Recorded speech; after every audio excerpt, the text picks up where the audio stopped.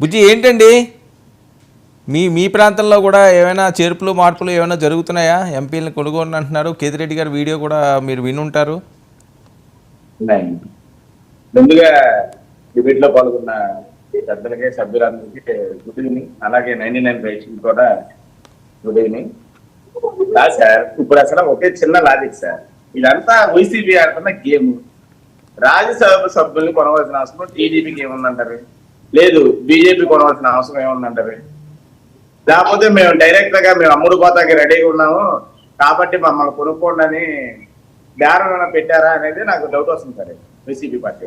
ఎందుకంటే ఇవాళ సాక్షి పేపర్లోనే అది రావడం వల్ల ప్రజలకు కానీ అలాగే కూటమి కార్యకర్తలకి నాయకులకి అందరికీ డౌట్ వచ్చింది. ఏంటంటే సాక్షి పేపర్ ఉన్నదే రాయదు నిజాలు కాబట్టి ఇది సృష్టించి మా రాజ్యసభ సభ్యులు 70 కోట్లకి అమ్ముడుపోతున్నారు అనేది సాక్షి పేపర్ రాసిందంటే మరి ఎవరికి అమ్ముడుపోతున్నారో కూడా అది స్పష్టంగా రాస్తే చిన్న ఇంటి ఇవ్వడానికి సాక్షి పేపర్ ద్వారా ఇలా ఇంటి ఇచ్చారేమో అనేది నా ఒపీనియన్.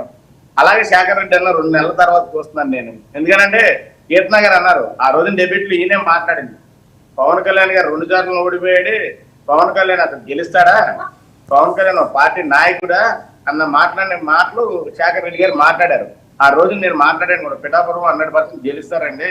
చాలా జరిగినాయి అనుకోండి. గత వదిలేయండి. ఇవాళ అయితే వైసీపీ పార్టీ బాగా డిప్రెషన్ లో ఉన్నారు. ఆ డిప్రెషన్ నుంచి బయటికి రావడానికి ప్రజల్లోకి వచ్చి ప్రజాక్షేత్రంలో మేము ఎందుకు ఓడిపోయాం, మీరు చేసిన అరాచకాలు, మీరు చేసిన అన్యాయాలు. ఇంకో విషయం మాట్లాడుతూ మీరు కమ్మ సామాజిక వర్గంలో జగన్ గారికి సపోర్ట్ గా కొడాల నాని గారు ఉన్నారని ఇందాక ప్రస్తావించారు. కొడాల నాని గారు కమ్మ సామాజిక వర్గానికి సపోర్టర్ గానో లేకపోతే ఇంకోటి కానీ మాట్లాడాలి.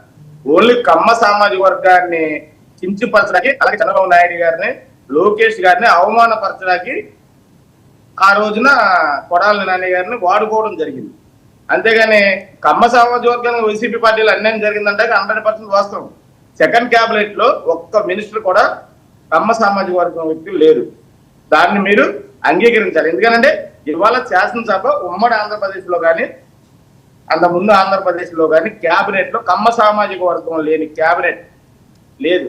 మీ ఒక్క వైసీపీ క్యాబినెట్ లోనే కమ్మ సామాజిక వర్గానికి లేకుండా కమ్మ సామాజిక వర్గాన్ని మీరు తొక్కడానికి ట్రై చేశారు. మీరు చేసుకున్న గోతులు మీరే పడ్డారు ఇవాళ. ఎందుకంటే మీరు చేసిన అన్యాయాలు అక్రమాలు మీరు అన్ని ప్రజలు గమనించారు కాబట్టి మీకు తీర్పు అనేది ఇచ్చారు శేఖర్ రెడ్డి గారు. ఎందుకంటే నేను డిబేట్ లో పాల్గొన్నది చాలా ఎలక్షన్ ముందే పాల్గొన్నావు, తర్వాత పాల్గొలేదు కాబట్టి చెప్తాను. మీరు చేసిన అరాచకాలు అలాగే మీరు చేసిన మర్డర్లు దుర్మార్గాలు అవన్నీ ఇవాళ ప్రజలు గమనించి మీకు తీర్పు ఇచ్చారు. ఈ తీర్పుని కొనసాగించుకుంటూ మీరు ప్రజల్లోకి వెళ్ళి మీరు చేసిన తప్పులన్నీ సరిదిద్దుకుంటూ చూసుకోవాలి. కానీ మమ్మల్ని ఆ పార్టీ కొంటుంది, మమ్మల్ని ఈ పార్టీ కొంటుందని మీకు మీరే బేరాలు పెట్టుకోమాకండి. మిమ్మల్ని కొనే పరిస్థితిలో ఇవాళ ఎన్డీఏ గవర్నమెంట్ కానీ అలాగే తెలుగుదేశం పార్టీ కానీ లేదు. మీ అవసరాలు ఏ పార్టీకి లేదు. కేంద్రంలో బీజేపీకి లేదు, ఈ రాష్ట్ర ప్రభుత్వంలో ఎన్డీఏ కూటమికి కూడా లేదు.